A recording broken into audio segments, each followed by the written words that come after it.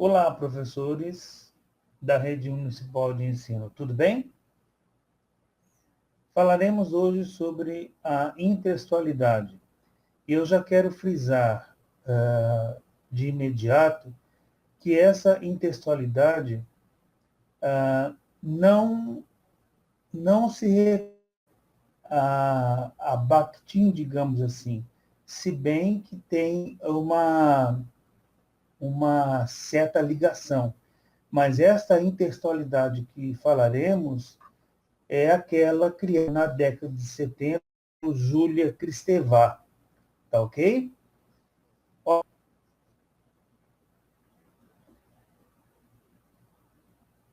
Vamos passar adiante.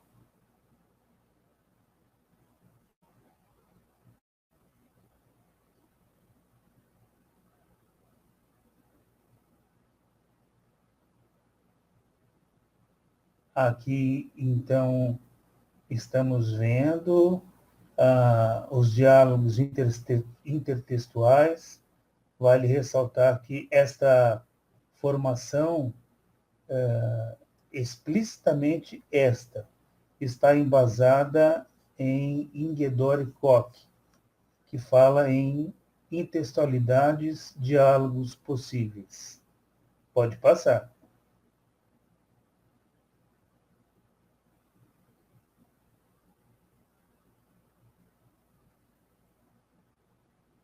Aqui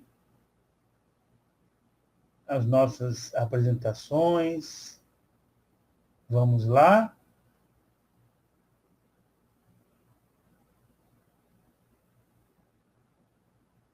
Podemos passar.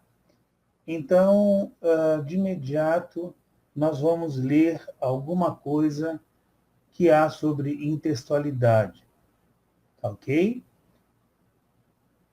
Frequentemente, um texto retoma passagens de outro.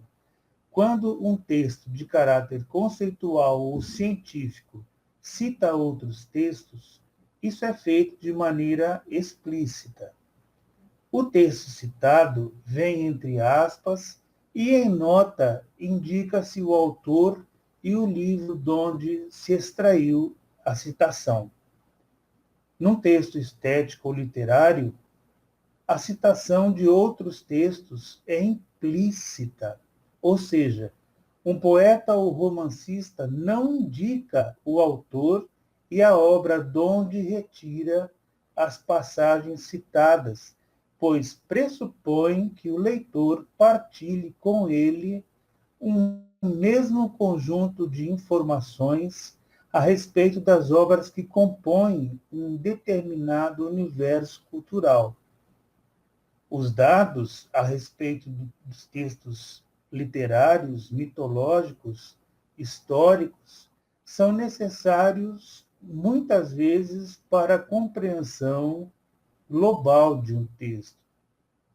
A citação de um texto por outro, a esse diálogo entre textos, dá-se o nome de intertextualidade. A percepção das relações intertextuais, das referências de um texto a outro, depende do repertório do autor, de seu acervo de conhecimentos literários e de outras manifestações culturais. Daí a importância da literatura, principalmente daquelas obras que constituem as grandes da literatura universal. Quanto mais se lê, mais se amplia a competência para apreender o diálogo que os textos travam entre si por meio de referências, citações e alusões. Por isso, cada livro que se lê torna mais a capacidade de aprender de maneira completa o sentido dos textos. Ok. Dito isto, o que nós podemos guardar deste texto que acabamos de ler? o repertório, né, pessoal? Imagine só, nós damos um texto rico em intextualidades para os nossos alunos, que são os nossos alvos, né? Ele vai achar, ou eles acharão muito estranho, porque lhes falta exatamente o repertório. E se eles não têm, os pais também muitas vezes não têm, cabe sim à escola, a nós professores, darmos conta disso. Então, agora, nós vamos verificar alguma obra cuja intextualidade esteja presente. Podemos passar para Sampa, do Caetano Veloso. Próximo slide, portanto. Vamos ver. Eu não lerei a música inteira, mas quando eu perceber que num verso há a intextualidade ou há intextualidades, eu já vou comentar logo, tá bom? Para não ficar muito longo, né? O nosso bate-papo. Alguma coisa acontece no meu coração que só quando cruza a Ipiranga e a Avenida São João. Aqui nós temos a primeira intextualidade que Caetano faz com duas avenidas famosas, a Avenida Ipiranga e a Avenida São João, lá em São Paulo. Vale ressaltar que Sampa é o apelido de São Paulo, né? Assim como Floripa é de Florianópolis, etc, etc. Continuando. É que quando eu cheguei por aqui, eu nada entendi. Da dura poesia concreta de tuas esquinas. Veja aí que ele faz outra intextualidade. Falando em poesia concreta, ele lembra dos irmãos Campos, que fundaram ou que foram os precursores da poesia concretista, principalmente em São Paulo. Depois o nosso professor João falará mais sobre isso. Da deselegância discreta de tuas meninas, ainda não havia para mim Rita Lee. Olha aí, Rita Lee é uma paulistana de mão cheia. A tua mais completa tradução. Alguma coisa acontece no meu coração que só quando cruza a Ipiranga e a Avenida São João. Outra vez ele se reporta às avenidas famosas. Quando eu te encarei frente a frente, não vi o meu rosto. Aí talvez ele use da licença poética, já que, pela norma padrão, existe um pleonasmo, mas ele usa quando eu te encarei frente a frente. Talvez seja para dar mais eloquência, né? Mas o fato é que ele não viu o rosto dele. Então, ele já vai dar uma deixa de outra referência, de outra intextualidade que ele falará mais tarde. Prossigamos. Chamei de mau gosto o que vi, de mau gosto o mau gosto. É que Narciso acha feio o que não é espelho. Veja bem, lá na anterior, ele preparou quando disse, não viu o meu rosto, para a mitologia de Narciso, né? Que só viu o rosto dele e, portanto, muito belo, não? Ok. E a mente apavora o que ainda não é mesmo velho. Nada do que não era antes, quando não somos mutantes. Também ele faz outra referência a outra intextualidade com um conjunto também paulistano Mutantes, do qual a Rita Lee também fez parte, né? Podemos passar para a próxima lâmina?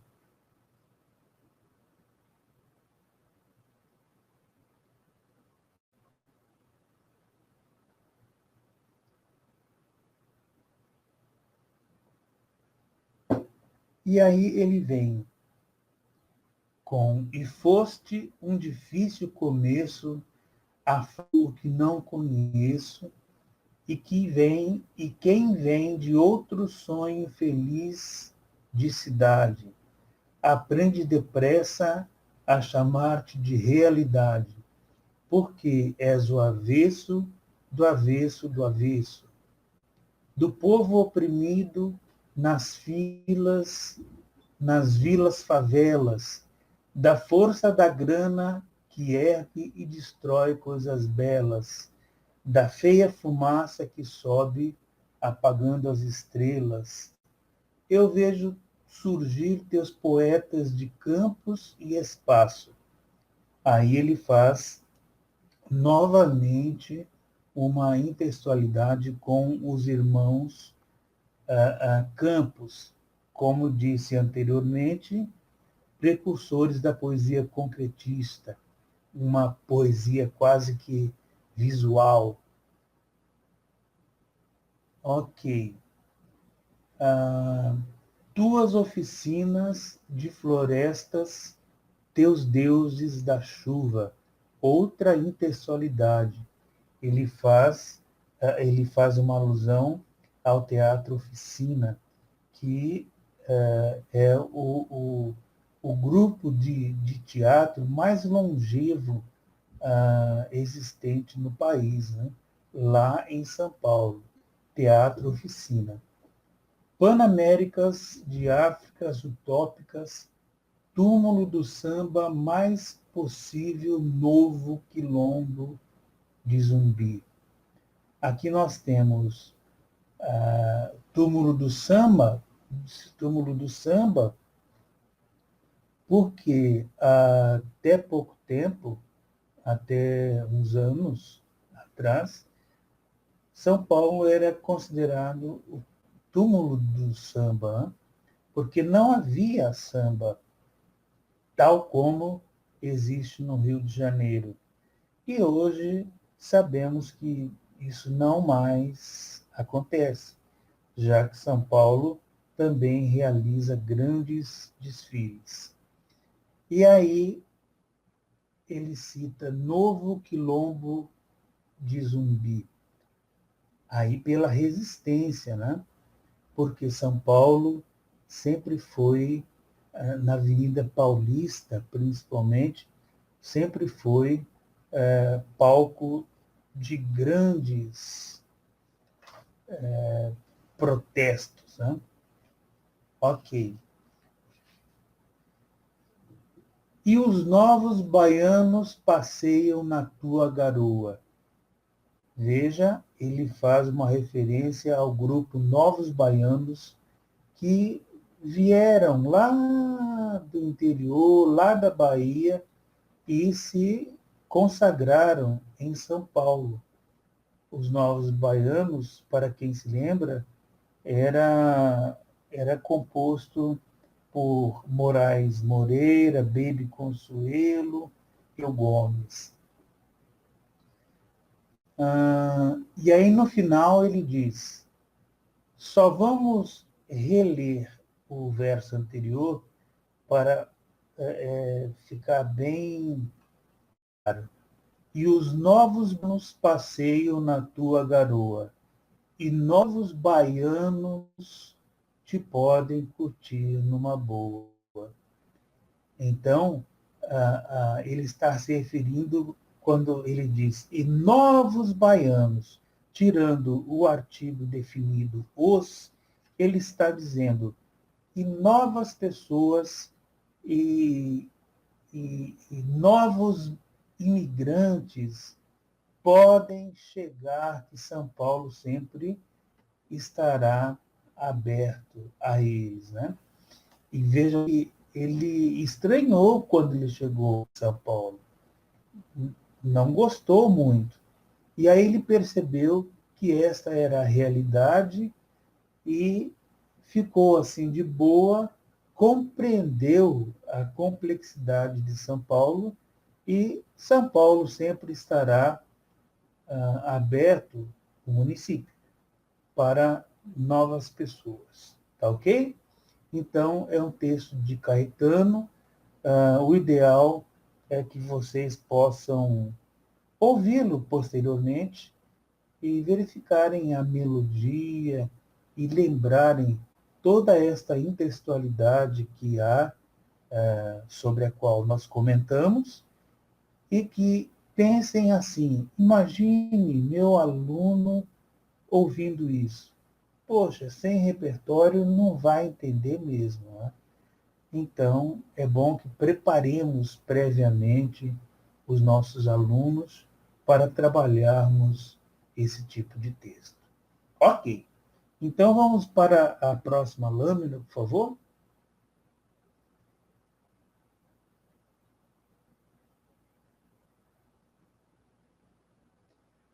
Aqui nós temos Virgílio, na obra, é um trecho da obra Eneida. Vale ressaltar que Eneida é uma obra encomendada, que encomendada pelo imperador da época. E ela diz sobre a saga do povo, de um semideus para fundar Roma. Então, eu quero que vocês prestem atenção, principalmente no início, para fazer a ligação com a próxima lâmina, que será de Camões. Percebam, então, quando ele diz: canto as armas e o varão que, expulso pelo destino das praias de Troia para a Itália, chegou primeiro ao litoral da Lavínia. Por muito tempo na terra e no mar, esteve à mercê dos deuses superiores, incitados pela ira sempre lembrar da cruel Juno. Muitas provocações também sofreu na guerra para fundar a cidade e trazer os seus deuses ao Lácio. Daí saíram o povo latino, os antepassados albanos e as muralhas da poderosa. Então, vejam só, ele passa por mares, enfrenta intempéries e chega no litoral, ao litoral de Lavínia, e funda Roma. Não sei se vocês sabem, era chique uma nação surgir a partir de um deus ou um semideus mitológico. Então está aí: canto as armas e o varão que expulso pelo destino. Tá ok? Lembrem bem essa parte para fazermos ligação com o próximo slide. Por favor.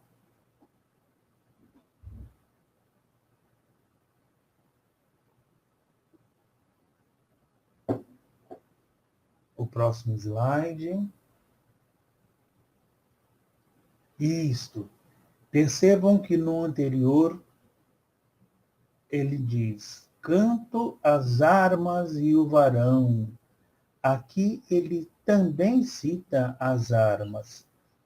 Só que as armas e os barões assinados, que da ocidental praia lusitana, por mares diantes navegados, passaram ainda além da Taprobana em perigos e guerras esforçados, mais do que prometia a força humana, e entre gente remota edificar o novo reino que tanto sublimaram. Luís de Camões, escrito em 1700 e alguma coisa, não me lembro, também é uma obra encomendada pelo rei, e a saga do povo para fundar Portugal. Né? Percebam que em Eneida, Virgílio usou Enéas, que era um semideus, para criar Roma. Aqui Camões escolhe o deus mitológico Lusos, e assim Lusitânia, os Lusíadas. Mas vejam que uma obra anteriormente, escrita no século I antes de Cristo, de Virgílio, e esta aqui, em 1700 e pouco, Camões faz uma intextualidade. Lembrando que intextualidade não é uma cópia. Né? Cópia seria um plágio. A intextualidade ela existe quando cita outro texto, até com outras palavras, de um texto já existente. Tá ok? Então, as armas e os barões assinalados, ele usou os mesmos termos para trabalhar os Lusíadas. Tá ok? Vamos à próxima lâmina?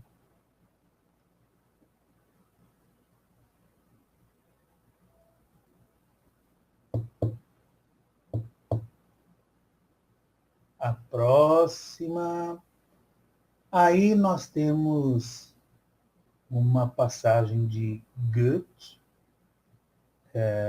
Nem tentaria ler isso daí, mas eu já vou adiantando que a partir desta obra surgiram muitas outras. Né? E o Goethe, ele foi um representante do romantismo na Europa importante.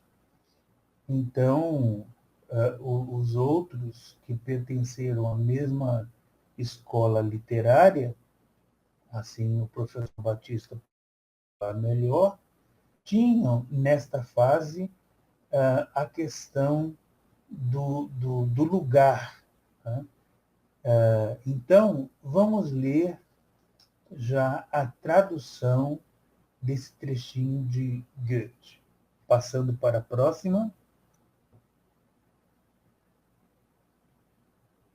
Vocês vão perceber que ele fala sobre a região, ou seja, o lugar dele. Né?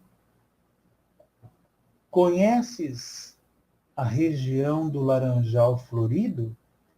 Ardem na escura fronde, em brasa os pomos de ouro, no céu azul perpassa a brisa num gemido, a murta nem se move, nem palpita o louro. Não a conhecestes tu? Pois lá, bem longe, além, quisera ir-me contigo, ó meu querido bem. Então percebam essa questão do romantismo existente, né? Relembrando que muitos outros autores farão, conforme vocês verão, a intextualidade com Goethe. Portanto, passemos para a próxima.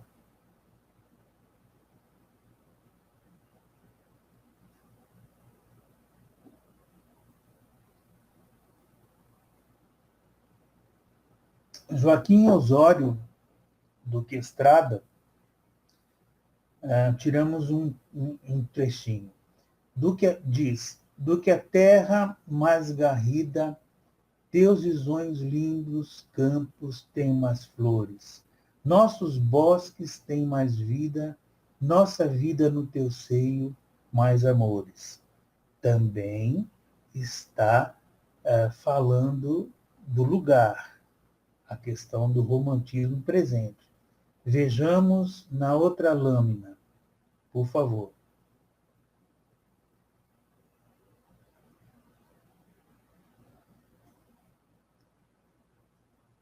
Murilo Mendes nos dirá na canção do exílio: nossas flores são mais bonitas, nossas frutas são mais gostosas, mas custam 100.000 réis a dúzia. O próximo, por favor, que vai ser de Gonçalves Dias,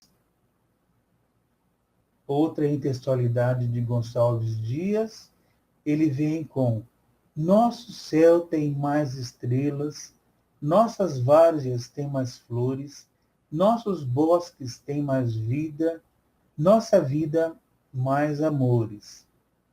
Enfatizando de novo a questão do lugar. Vejamos o próximo slide,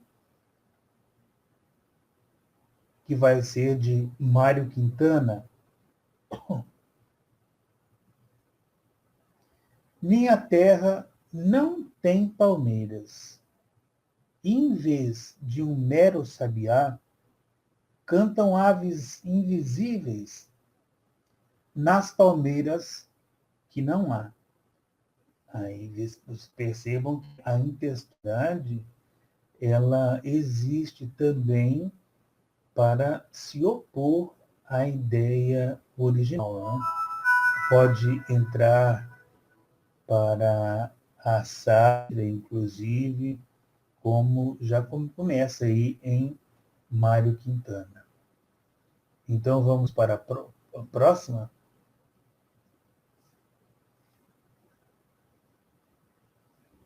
Vai ser do Oswaldo de Andrade. Né? Não permita, Deus, que eu morra sem que volte para São Paulo, sem que veja a Rua 15 e o progresso de São Paulo. Mais uma vai ser de Casimiro de Abreu.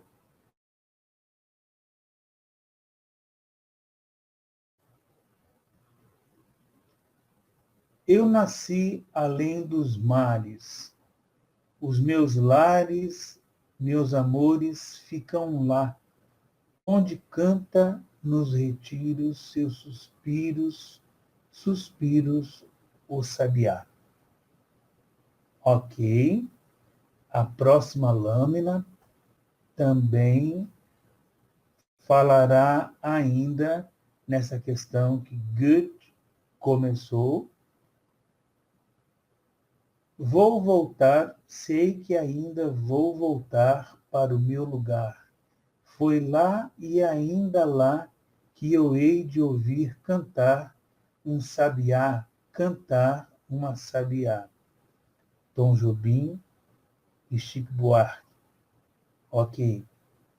Na próxima lâmina, ainda falaremos sobre o tema de Goethe, que é a canção do Expedicionário. Por mais terras que eu percorra, não permita, Deus, que eu morra, sem que volte para lá, sem que leve por divisa esse V que simboliza a vitória que virá. Próxima. Aí nós temos o trechinho de Carlos Drummond de Andrade. Meus olhos brasileiros se fecham saudosos. Minha boca procura a canção do exílio. Como era a mesma canção do exílio? Eu, tão esquecido de minha terra, ai, terra que tem palmeiras, onde canta o sabiá. Olha só, a próxima lâmina vem com a intextualidade que Jô Soares fez, e aí já satirizando. Minha Dinda tem cascatas onde canta o curió. Não permita, Deus, que eu tenha de voltar para Maceió. Minha Dinda tem coqueiros da ilha de Marajó. As aves aqui gorjeiam, não fazem cocoricó. Ele está fazendo uma sátira para quem se lembra do ex-presidente Collor, né? Que morava na casa da Dinda. A próxima lâmina, a intextualidade que Paulo Mendes fez. Minha terra tem palmeiras onde canta o sabiá, mas meu rabicho é Paris, onde sabiá não dá. Ok, vejamos a próxima lâmina, que vai ser do Dalton Trevisan.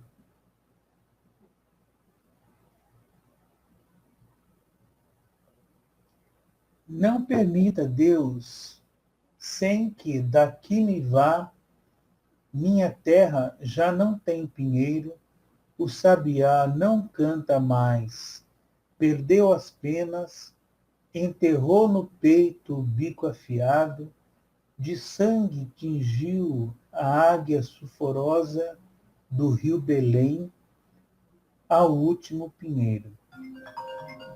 Dalton Trevisan faz uma alusão também ao rio Belém, que corta Curitiba, cidade onde ele nasceu.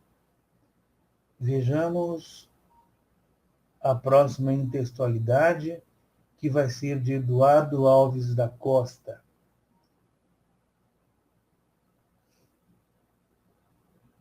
Minha terra tem Palmeiras, Corinthians e outros times de copas exuberantes que ocultam muitos crimes.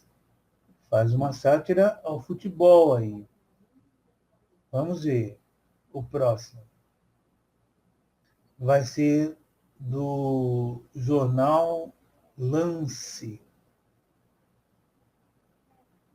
É um jornal especializado em esportes.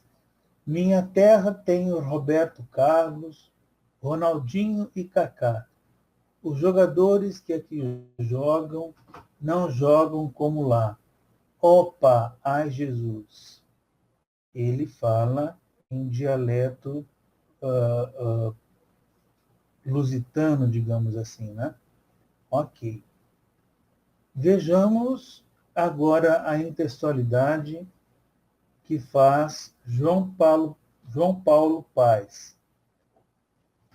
Por sinal,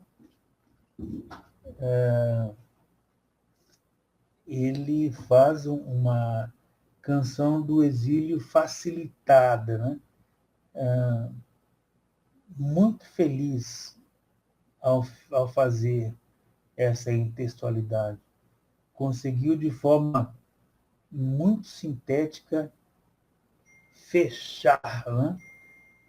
Não essa questão apenas que eu estou me referindo, à questão dessa etapa da formação, mas com pouquíssimas palavras ele consegue dizer tudo, digamos assim. E é importante também, na leitura deste texto, o professor salientar as notações léxicas, né? A interrogação, o ponto de exclamação, essas coisas existentes que são as notações léxicas que dão todo sentido ao texto, né? Então, lá, sabiá, papá, mamá, sofá, sinhá, cá, bah. Então, José Paulo Paes foi muito feliz nessa questão. Ok. Passemos para o próximo slide, por favor.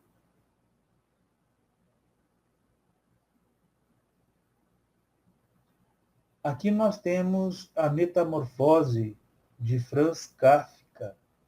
Quando Gregor Samsa despertou certa manhã, de um sonho agitado, viu que se transformara durante o sono numa espécie monstruosa de inseto.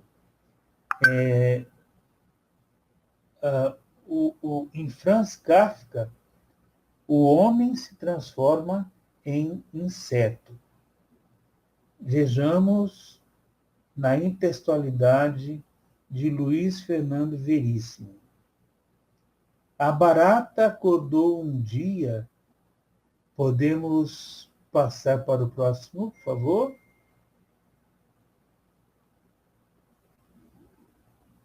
Adelante.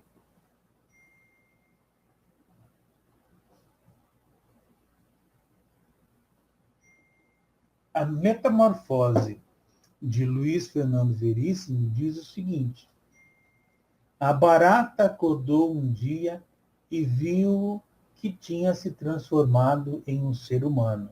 Então, vocês reparem que o assunto é praticamente o mesmo tema. Só que no Luiz Fernando Veríssimo, a barata que vira um ser humano. Interessante isso. Né? Mas a questão da intextualidade está na questão exatamente de despertar e verificar que havia se transformado, seja homem, ou seja em homem ou inseto, aí enfatizando a metamorfose. Ok, passemos para a outra lâmina.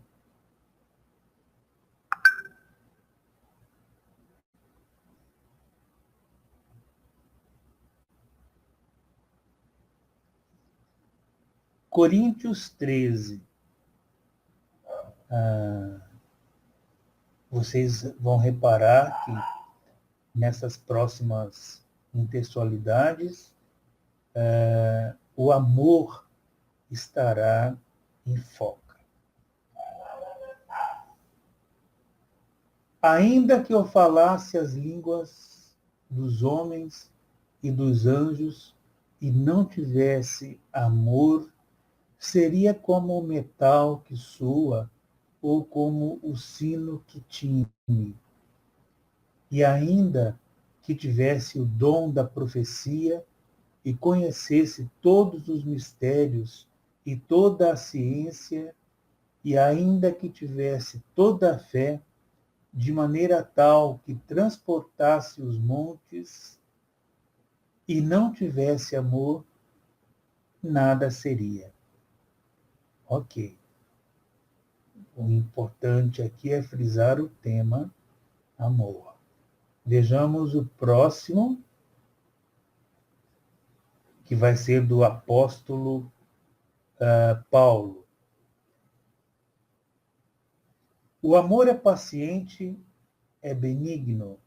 O amor não é invejoso, não trata com leviandade, não se ensoberbece, não se porta com incidência, não busca os seus interesses, não se irrita, não suspeita mal, não folga com injustiça, mas folga com a verdade.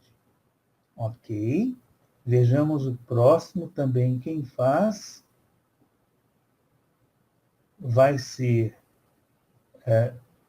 já citado lá no início, Camões, só que agora não vem com um texto épico, né? Amor é fogo que arde sem se ver. Amor é um fogo que arde sem se ver. É ferida que dói e não se sente. é um contentamento descontente, é dor que desatina sem doer. E assim vai. Vejamos o próximo. Vai ser de Renato Russo, em Monte Castelo. Ainda que eu falasse a língua dos homens e falasse a língua dos anjos, sem amor eu nada seria. É só o amor, é só o amor que conhece o que é verdade. O amor é bom, não quer o mal, não sente inveja. Ok? Vejamos o próximo. E aí termina a intertextualidade com o tema amor. Entra agora Dante Alighieri, Nel mezzo del cammino di nostra vita. Porque eu gosto de citar essa questão do Dante Alighieri, não exatamente neste texto, mas quando ele escreve a Divina Comédia, ele praticamente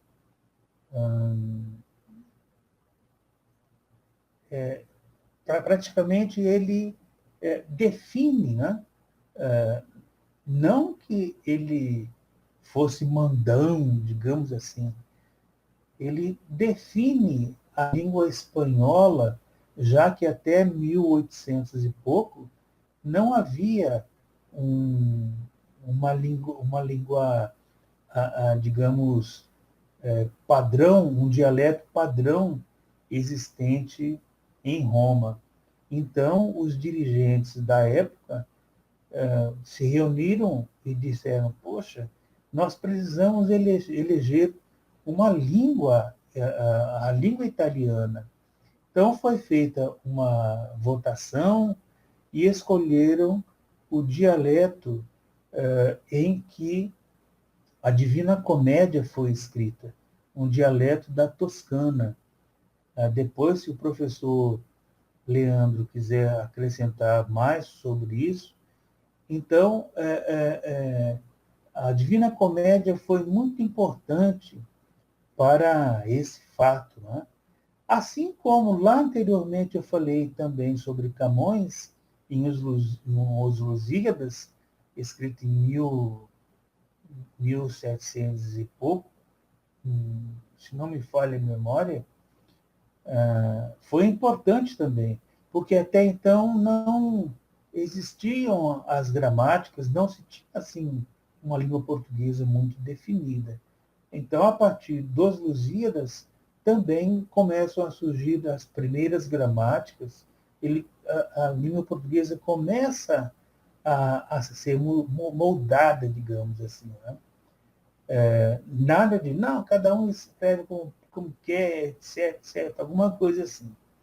Então, Dante Alighieri, assim como Camões, Camões importante para a nossa língua portuguesa, Dante Alighieri importante para a língua italiana. Ok. Mas ele escreve esse poema aqui, que, se vocês repararem na tradução, já passemos para a tradução, por favor, desse texto aí que está em italiano. Passemos para a tradução. Olha aí. No meio do caminho desta vida, eu vi perdido numa selva escura, solitário, sem sol, sem saída. Ah, como armar no ar uma figura desta selva selvagem, dura, forte, que só de eu a pensar me desfigura. Então, reparem que esta obra esta poesia também vai dar assim suporte, vai, digamos, ser assim uma possibilidade para outros escritores nadarem, né, nesse tema aí. E vocês vão reparar até o Olavo Bilac. E o Olavo Bilac foi um poeta parnasiano, e, portanto, o parnasianismo enfeitava muito, era pomposo, né? Vai beber dessa fonte aí, tá? Então, vejamos onde que nós estamos. Eu acho que nós podemos passar para o próximo, por favor.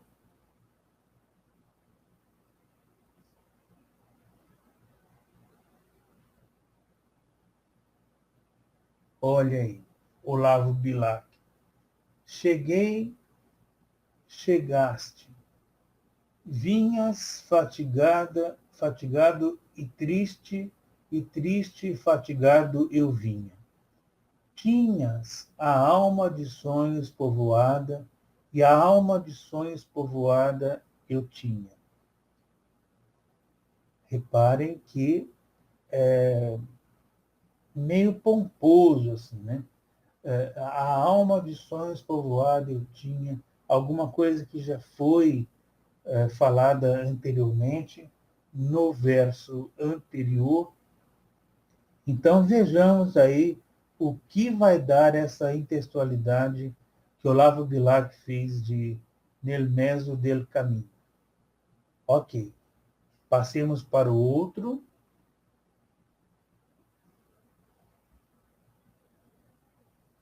E aí vem Carlos Drummond de Andrade, que a geração de escritores dele não gostava dos parnasianos, né, com aquela fala rebuscada. E aí Carlos Drummond de Andrade monta isso aí. Vocês vão reparar que ele tira, digamos, usa de uma sátira danada para falar mal do parnasianismo, falar mal de escola, né? Sempre uma escola literária se opõe à outra. Então, vejamos aí que Carlos Drummond de Andrade não fala absolutamente nada. No meio do caminho tinha uma pedra. Tinha uma pedra no meio do caminho. Tinha uma pedra. No meio do caminho tinha uma pedra. Nunca me esquecerei desse acontecimento na vida de minhas retinas tão fatigadas. Nunca me esquecerei que no meio do caminho tinha uma pedra.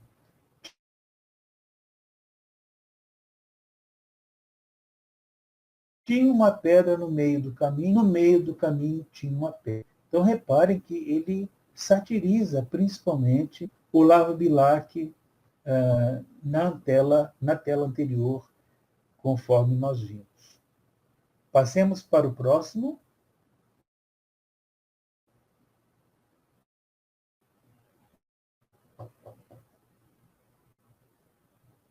Que vai ser do James Joyce.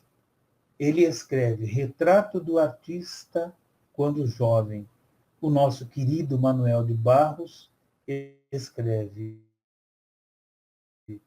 Retrato do Artista quando... Próximo.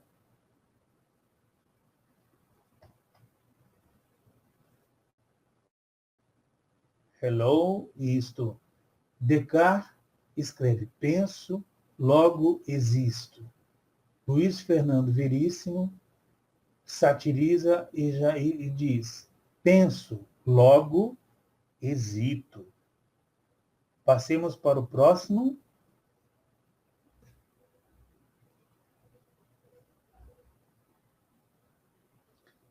Aqui nós temos algumas intextualidades veiculadas na internet.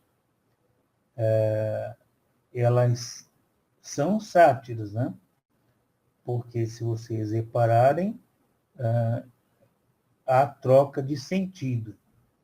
Devagar se vai a canto nenhum. Os últimos chegarão atrasados. Quem com ferro fere é porque não achou outro metal. Filho de peixe, avelino é. Urubu, quando tá de azar, não aposta nem na Mega Sena. Ok. E assim vai. Vamos ver o que nós temos mais de intextualidade encontrada na internet. A próxima.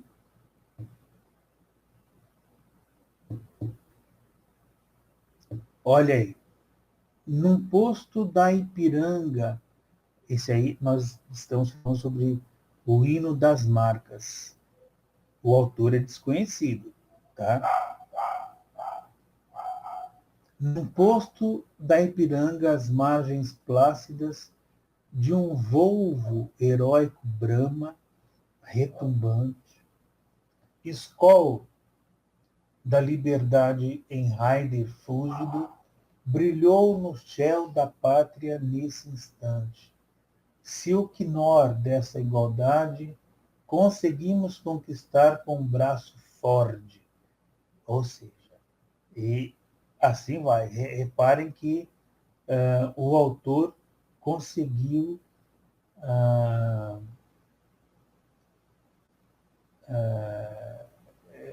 como fala, colocar em conjunto várias marcas, por sinal até dando uma certa eufonia, né, com, com relação à poesia, digamos assim. É claro que isso aqui não tem relevância nenhuma, digamos, em se tratando de texto estético. Lembrando que se trata apenas de uma possibilidade ou de outra possibilidade de o professor trabalhar a criatividade dos nossos alunos de uma forma satírica, trabalhar essa questão. Tá ok? No próximo slide, nós temos a mesma coisa, só que agora empregando a logomarca. Tá? É a mesma coisa. Também é outra possibilidade de mostrar para os nossos alunos que com criatividade é possível brincar um pouco. Né? Ok. Passemos para a próxima, já em hortifruti.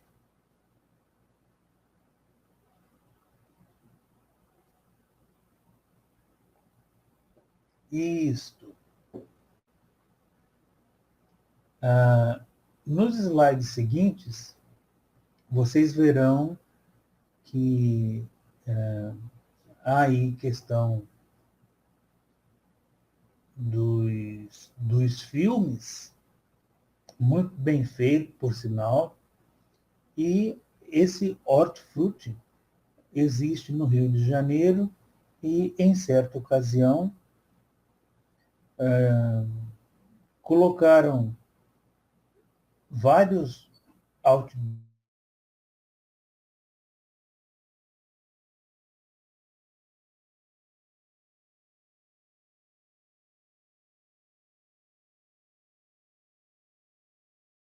o primeiro. Próxima lâmina.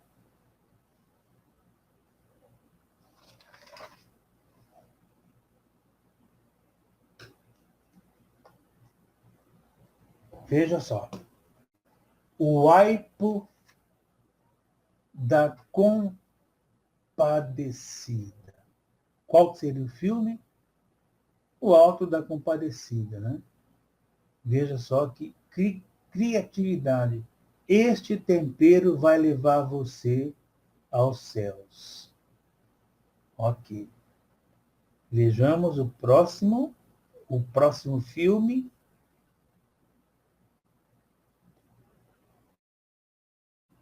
Em vez de a outra face, a outra alface. Muito 10, né, pessoal? Vejamos a próxima.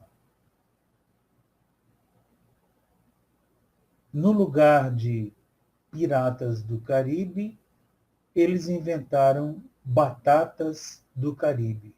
Uma batalha pelos tesouros da hortifruti. Muito legal. O próximo filme,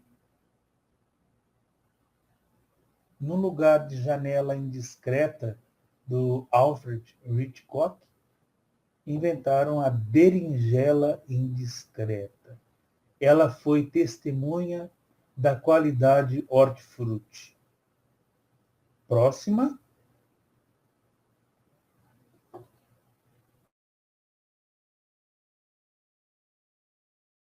Tesoura virou Eduardo Mãos de Cenoura. Uma história que vai cortar corações e preços. Reparem que a cenoura tem mãos e as mãos são de tesoura, né? E o corte perfeito das plantas existentes, bem a saia da bailarina bem feitinha, né? O corte perfeito de Edward. Ok. A próxima lâmina.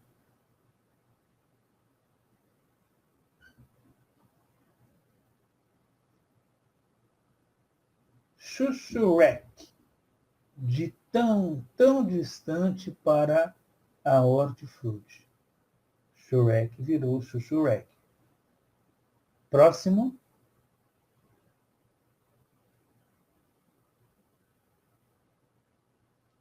E o vento levou, como ficou?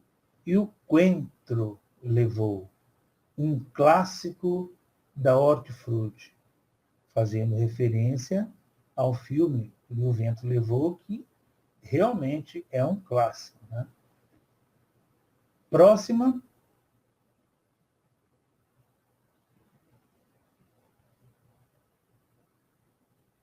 (007) O espigão que me amava.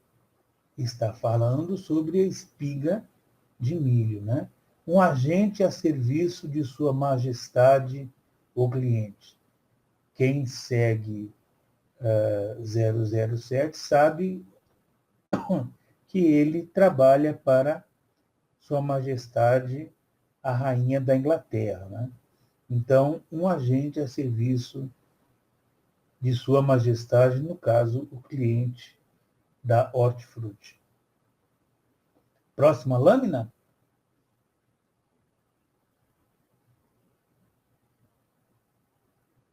Olha o Rambo 4, virou Jambo 4. Ele voltou mais maduro e ainda melhor. Vamos lá para o próximo. Vai falar também de um filme muito conhecido, principalmente para quem gosta da música sertaneja, né? 2 milhões de Francisco. Eles saíram do campo para estourar na hortifruti. A próxima vai ser o menino maluquinho, mas aqui é pepino maluquinho, o mais levado da hortifruti. Tem lá o pepino com a panelinha como na cabeça do pepino. Se é que pepino tem cabeça, né? Ficou jóia. A próxima,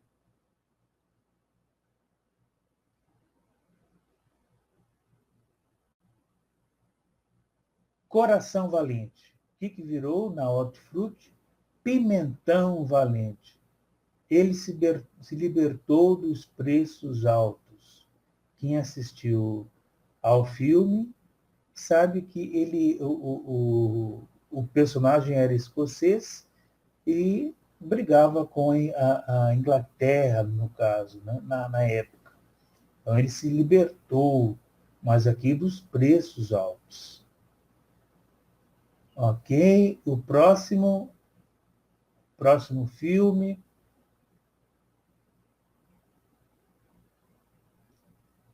Olha a tropa de elite, o que virou na hortifruti? Horta de elite. Se não for hortifruti, pede para sair. Muito 10, né? Ok. E assim nós terminamos a minha parte. Agora, eu quero que vocês voltem, por favor, lá no finalzinho. Não. Voltem, por favor, lá no finalzinho de Sampa, porque o nosso colega, professor João Batista, fará algumas observações sobre a questão da intextualidade em Sampa. Então, voltem, por favor. Vão, isto. Assim que terminar Sampa, vocês desculpem a minha falha. Quando terminou Sampa, eu já deveria ter dado a deixa para o professor João Batista falar, mas ainda está em tempo, porque essas coisas feitas assim ao vivo acontecem, né? Então, é com você, João. Faz a sua observação aí, por favor.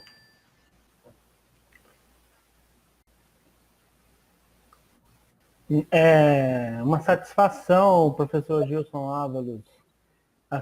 Você discorre de uma maneira com muita propriedade, com muita clareza, com muita sabedoria. Os recortes que você traz traz luz, né, para esse momento, porque nós estamos, a finalidade é pensarmos que dentro desse cenário atípico que a educação está passando, nós estamos repensando as questões mesmo metodológicas e trazer o texto, a leitura do texto literário, né, como forma de seduzir, né, a aprendizagem dos alunos. Então, eu quero parabenizá-lo de antemão, a sua explanação brilhante, e o que eu gostaria apenas de fazer um adendo na intenção de contribuir, talvez reforçar essa sua fala, que já é muito esclarecedora, né? Você pondera muito bem, por exemplo, que falar de intertextualidade e dentro dessa leitura do texto literário é completamente diferente, não se pode confundir com o plágio, né? Como você colocou, o plágio é uma cópia, né? O plágio é crime. E aqui nós estamos promovendo como é que ocorre, não é, professor Gilson? de certa feita, esse diálogo intertextual, né? Esse diálogo que é um diálogo autoral, né? É um diálogo entre textos diversos, né? E quando você mostrou, por exemplo, a letra, né, trouxe esse recorte para nós, selecionou a música Sampa, né? Quanta coisa tem dentro da letra dessa canção do Caetano Veloso. E assim, olhando para... Primeiro, a gente também pode pensar, né, Gilson, para fazer algumas contribuições assim, o que é que ela toca ou tange a questão das práticas de linguagem, né? Então, no caso da leitura e escuta, né? Ouvir essa música, né? Ou que o aluno ouça Sampa e se deleite, né? Com essa manifestação da arte. E o Caetano, não por acaso, também tem ele lapida, né, muito bem a letra, ele amarra, ele costura, e uma coisa que chama muito a atenção nesse viés, né, é em que plano o Caetano, por exemplo, promove a língua portuguesa. Enquanto você ia discorrendo, eu estava passou pela minha memória aqui a outra música do Caetano, onde ele diz, né, quero roçar minha língua na língua de Camões, né? Então é uma prática dentro dessa arte do Caetano mostrar os pontos, né, que a língua portuguesa toca, a história, né, o social, e para ficar, por exemplo, em Sampa, que ele já enuncia ali, trazendo, como você bem lembrou, Sampa, né, um apelido dado ao contexto paulistano, a cidade de São Paulo, a metrópole São Paulo, né? E São Paulo tem uma característica peculiar que nós vemos, e isso pode ser notadamente compreendido, por exemplo, pela letra dessa música, que São Paulo tem essa coisa do... Ao mesmo tempo que é tão grande e o seu concreto é tão frio, mas é acolhedor também, né? E esse acolhedor passa por algumas singularidades, né? Algumas particularidades. Então, eu quero só dizer assim, lembrar, fazer até aqui, lançar aqui até uma questão muito simples. Nós, educadores, professores de língua portuguesa, né? Vou colocar aqui, vou perguntar para você levaria essa música para a sala de aula? Você sugeriria para os seus alunos ouvir Sampa antes, para depois dialogarmos a partir dos aspectos, dos elementos da linguagem, né? E aqui nós estamos falando sobre esses pontos intertextuais, né, que são os pontos de contato com outras leituras. Mas essa música chegaria para os nossos alunos? Sem dúvida, não. Quando ele começa ali dizendo que alguma coisa acontece no meu coração, antes disso, né, lembrar que Sampa é uma palavra que substitui São Paulo, né? Então ele já quebra essa formalidade do nome, né, do nome de um estado, o nome de uma capital, por sinal, a mola propulsora da economia, né, do nosso país, por onde passam a vanguarda também, de certa forma, que marca a nossa história também. São Paulo ela é diferente. Então, ele trazendo a partir dessa alcunha, né, Sampa, ele diz que alguma coisa acontece no meu coração. E esse coração é um coração de um eu lírico, e ele já dá indícios, né, de onde é que está esse eu lírico, né? Que só quando cruza Ipiranga e a Avenida São João. Então ele já localiza esse eu lírico no coração da metrópole. E ele não localiza o eu lírico em qualquer lugar. Ele localiza um eu lírico no centro do centro, né? E quando ele traz, e isso que eu estou, esse breve comentário, eu quero também que vocês façam um exercício, colegas, professores de língua portuguesa, não só, mas os demais colegas que quiserem contribuir com esse exercício, uma forma da gente pensar por onde eu posso alcançar o meu aluno, né, com essa letra, com essa musicalidade, né, com essa poesia.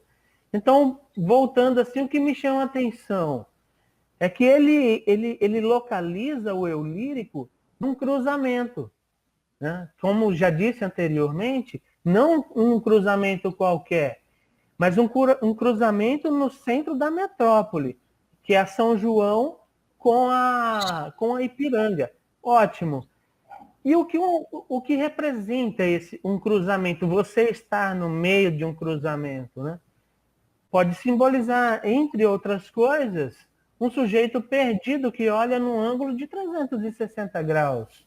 Eu não tenho a direção, mas eu tenho aqui o choque, mas eu tenho aqui as possibilidades, eu tenho as várias margens que a literatura, que o texto literário costuma jogar, né? Costuma mexer. Bem, então esse sujeito ele está localizado, né? É um eu lírico ali e que se depara com estranhamentos. Estranhamento no sentido de que o novo, e o novo aqui, ele causa o choque, ele assusta, é assustador pela sua grandeza, e ele diz que quando eu cheguei, eu nada entendi. Então vejam que esse eu lírico, ele passa um pouco desse estar perdido, né? E aí ele vai dizer, por que isso o choca, ou isso causa alguns estranhamentos. Aí ele traz a dura poesia concreta de tuas esquinas, né? Aquela região da cidade de São Paulo que não para 24 horas, buzina, sirene, ciclista, pedestre, né? São os pedestres, são as lojas, são as luzes, é o semáforo, né?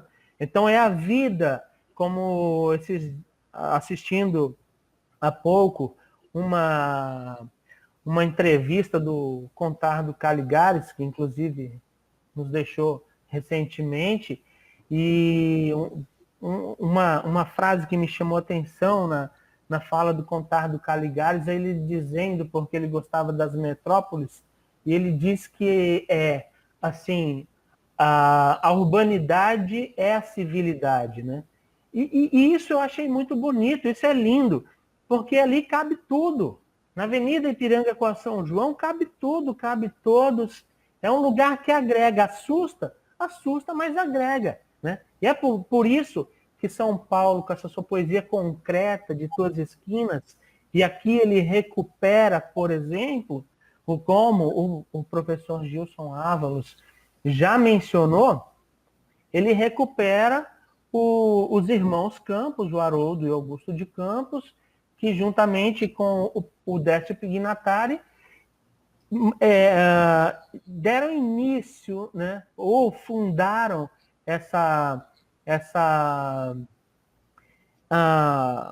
produção da linguagem poética que ficou conhecida como concretismo, né?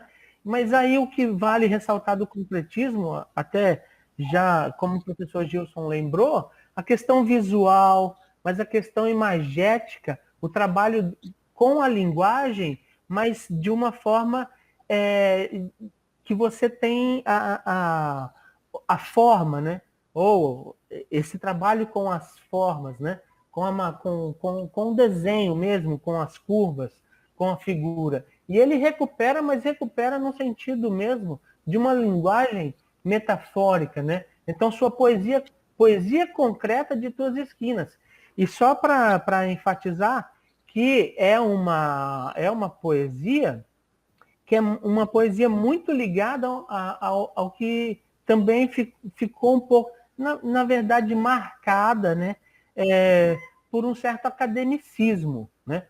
Haja vista, eram professores do ensino superior, né, da área de letras, e fundaram a poesia concreta. E aqui tem essa poesia com um viés acadêmico, mas, como eu estava dizendo, o Caetano quebra isso. Ele quebra esse concreto, porque ele está se referindo aqui, mas é uma marca muito forte, né? O que eu quero dizer com isso? Uma marca de um local, né? É uma marca de São Paulo, né? Ele marcadamente, não à toa, para a música Sampa, traz poetas do contexto paulista, da cidade de São Paulo. E as esquinas de São Paulo, ali próximo, por exemplo, tem o Edifício Itália, né? O Copan, que são apenas aqui o Teatro Municipal, naquela região. O que eu quero dizer, a Praça República, alguns elementos que são marcadamente da cidade de São Paulo. E eu digo isso porque a construção poética de Sampa, ela não apenas perpassa, como ela homenageia, né, a cidade de São Paulo. Enfim, ele vai cantando e aí ele traz Rita Lee, né? E a Rita Lee, todos sabemos também, lá com os Mutantes também, um grupo paulista, né? Então nós vamos notando que o Caetano, ele vai marcando dentro dessa poesia ou dessa sua musicalidade elementos que vão traduzindo esse espírito de São Paulo, que é um espírito cosmopolita, né? É um espírito agregador. A cidade, apesar de causar esse espanto em quem chega de fora, sobretudo quem chega de cidades menores, ela acolhe, né? São Paulo acolhe. E aí me chama a atenção também, mais para frente, quando ele diz: quando eu te encarei frente a frente, não vi o meu rosto. Percebam que nesse verso, o Caetano, primeiro, no início, ele nos dá a localização desse eu lírico. E depois, com essa grandiosidade, ou esse movimento, porque é uma poesia que tem muito movimento também, né? A gente percebe isso por onde ele passa, os mutantes, então a música, o movimento da poesia concreta, né? O concretismo, que trabalha com as formas. Então você também nota os movimentos. São Paulo é uma cidade que não para.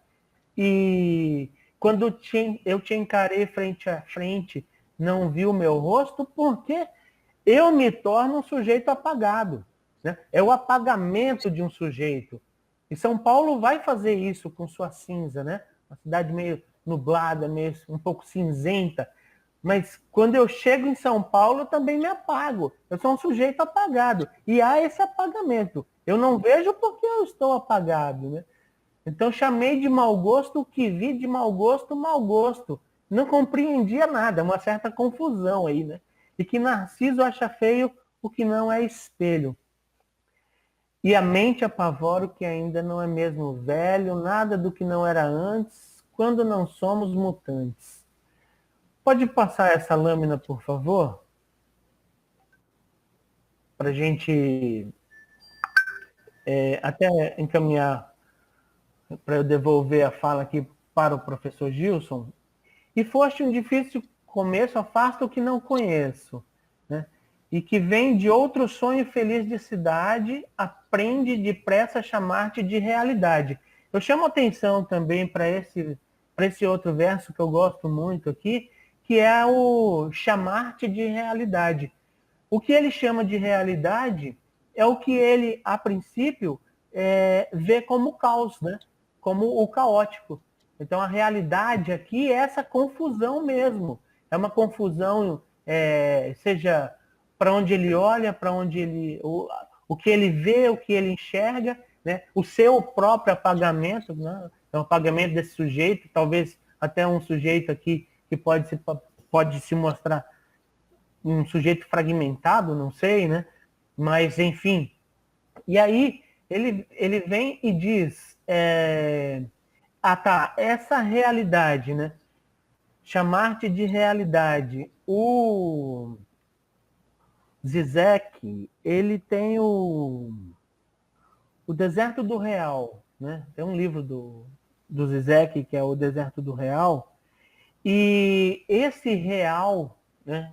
O que é o real, então, aqui? Também, até para fazer nós estamos falando sobre intertextualidade, eu não quero definir, né? A intenção não é fechar e não é dar definições fechadas, mas fazer um brainstorm, na verdade, e aqui eu gostaria assim, de chamar a atenção assim, se eu levo esse texto para os meus alunos, né, e a gente vai discutir esses elementos que aparecem dentro que são colocados por esse eu lírico, então a questão do real ou da realidade aqui vale a pena ser, talvez, debatida com os alunos, e eu digo para vocês assim, sobre esse livro O Deserto do Real, porque é interessante que ele traz ali uma análise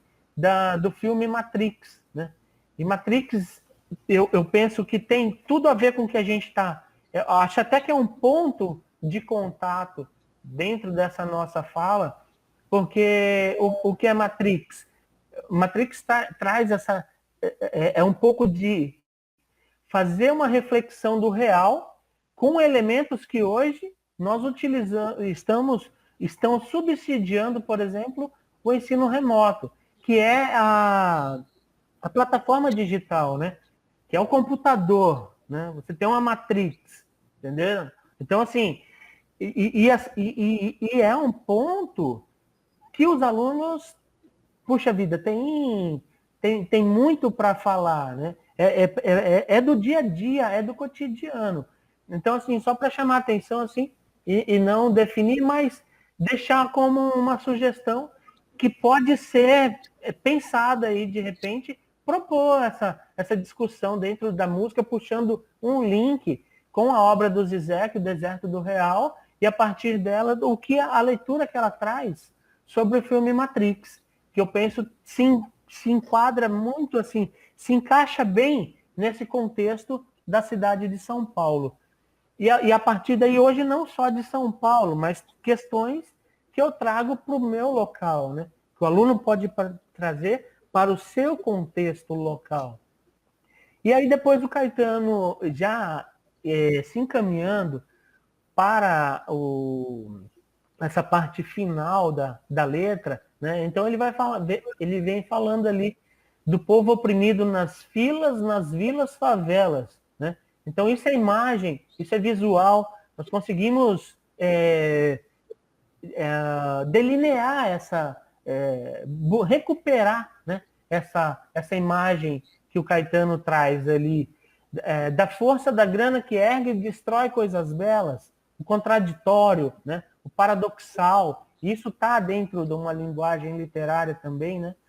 As contradições da feia fumaça que sobe apagando as estrelas, né? Aquele cinza, aquele azul, aquele céu cinzento que marca, né, a cidade de São Paulo. Da feia fumaça, eu vejo surgir teus poetas de campos e espaços. Nesse ponto aqui, o Caetano já recuperou a poesia concreta, e quando ele recupera a poesia concreta, por exemplo, vem junto ali Arnaldo Antunes, né?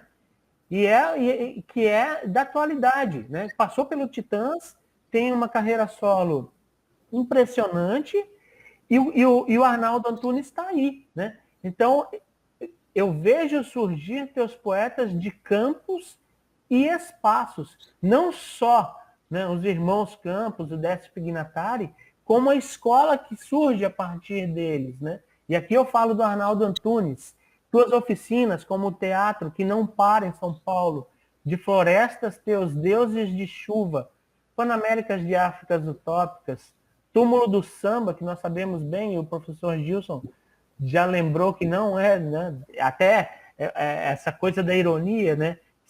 De provocação, né? Na verdade é uma provocação. Mais possível, Novo Quilombo de Zumbi, que é um outro trecho que dá uma margem muito interessante para fomentar alguns debates, né? Na sala de aula, pensando pela questão da resistência.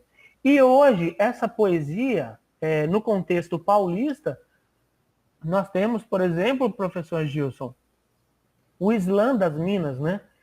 Então, o Slam é um evento onde você tem o microfone aberto, né? E o sujeito, ele assume o microfone e isso está muito disseminado na periferia de São Paulo, né? Então, aqueles sujeitos apagados, né, sem voz, ele passa a ter voz. E o Slam é incrível, porque é a poesia, mas é a poesia, assim, bebeu na fonte do concretismo, bebeu lá na fonte do modernismo, bebeu na fonte da poesia marginal, mas é uma poesia atual, é uma poesia dos nossos dias, né? Então esses poetas, eles continuam surgindo, eles estão aí cantando, né? E colocando, trazendo à tona as questões que são caras, são questões sociais, né? Problematizando as reflexões que nós não podemos deixar que passem em branco, né? Então, eu acho a música, a letra da música é atualíssima, além de ser, né, surpreendente, é linda essa música. E, como o professor já tinha dito, e eu reforço, né, o novo quilombo de Zumbi, né? A resistência pela coragem, a resistência pelo posicionamento, a resistência por acreditar, né, que nós temos chances de transformar. E uma das oportunidades também, o que oportuniza a transformação, passa pela linguagem, né, Gilson? Eu acredito que passa pela linguagem, seja a linguagem do cinema, seja a linguagem das ruas, seja o teatro, né? Então a música, a linguagem, ela não tem fronteira, né? E os novos baianos passeiam na tua garoa, e os novos baianos te podem curtir numa boa. E eu só quero dizer assim, até ressoando aquilo que o professor já ponderou, né? Sobre os novos baianos, e aqui a questão da intertextualidade, com o grupo baiano, né? Que tinha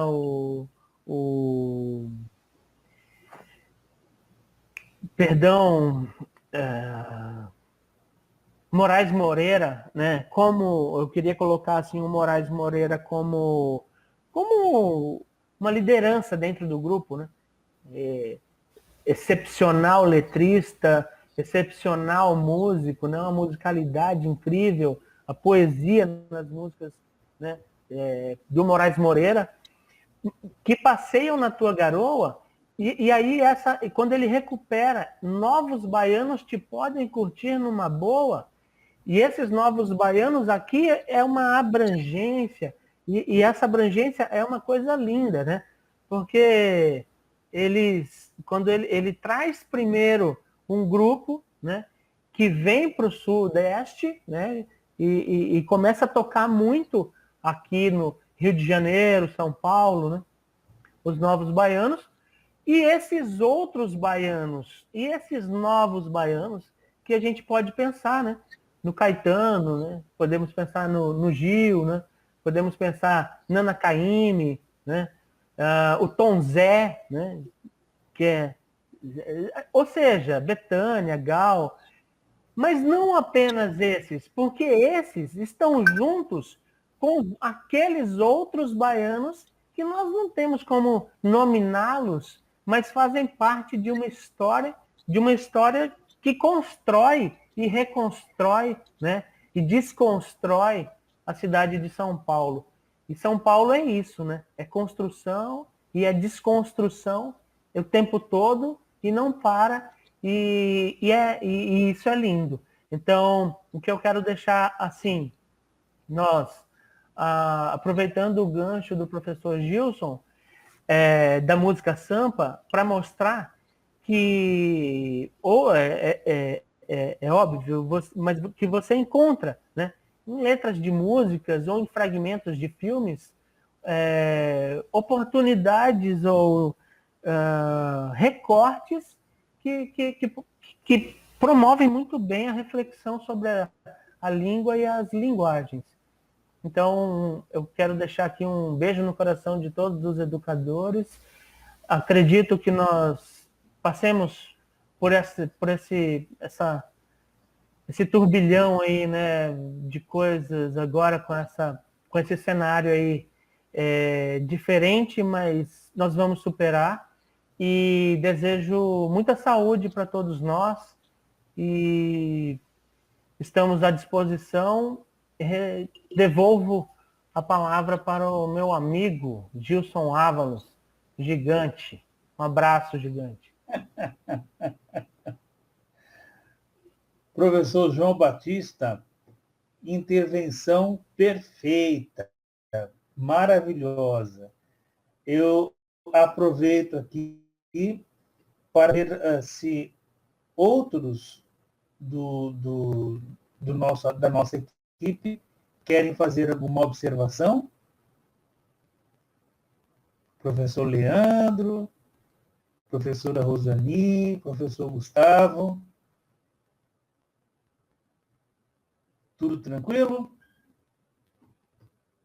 Tá. Então, voltemos para as nossas referências lá no finalzinho, por favor.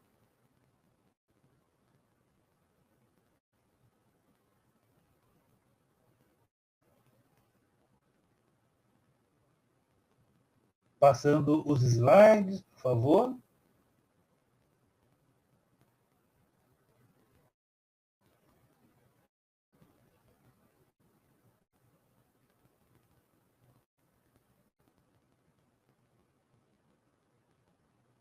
Aí estão as referências. Lembrando que esta formação, essa minha parte, essa nossa parte, digamos assim, já que o professor Gustavo, aliás, o professor Ruperi e o professor Oliveira trataram de outro assunto importantíssimo também, mas essa nossa parte aqui de intertextualidade, peguei como carro-chefe a Ingedori Koch, tá ok? Quando ela escreve intertextualidade, diálogos possíveis. Eu até já comentei isso daqui. Também, só para relembrar, me veio à memória agora a questão do Camões, em Os Lusíadas. Ele escreve, não que ele escreve, né, muito tempo, mas ele edita em 1572, tá ok? Vamos adiante, então, para os nossos agradecimentos. Olha lá, agradecemos a atenção. É um Schmidt muito jóia, assim. Cuidemo-nos. Todos nós não podemos baixar a guarda. Essa situação toda. Tá ok? Aqui estão os nossos contatos na próxima lâmina, por e-mail, ou por outro contato aí, né, de telefone, ou como queiram, estamos sempre à disposição. Agradecer ao professor Gustavo Azuaga, ao professor João Batista, que fez uma ressalva legal, ao professor Leandro Queiroz e à professora Rosani, que desta parte da formação subsidiaram toda esta minha fala aqui, tá? Pessoal, grande abraço, estamos à disposição. Beijo para todo mundo.